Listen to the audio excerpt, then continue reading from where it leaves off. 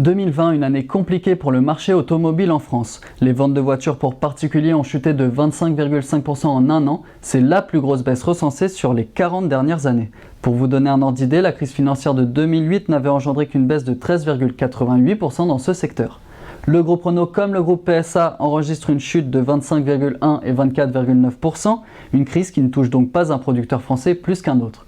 Parmi les groupes étrangers qui vendent en France, c'est le groupe Fiat Chrysler, qui regroupe notamment Alfa Romeo, Jeep et Fiat, qui a le plus souffert avec plus de 40% de pertes.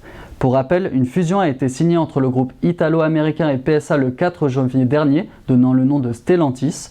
Le groupe qui devait ainsi prendre la 4e place mondiale au classement des constructeurs de l'automobile se retrouvera après la crise probablement à la 6e position.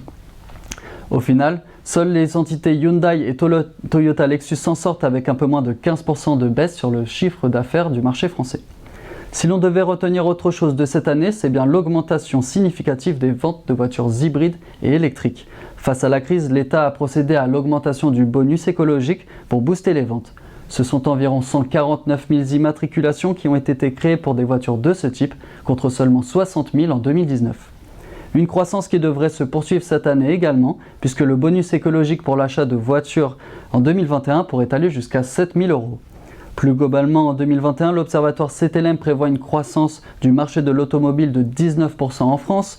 Les intentions des Français d'acheter une voiture n'auraient pas changé malgré la crise, qui les aura seulement contraints à pousser leur projet d'acquisition d'un véhicule à plus tard.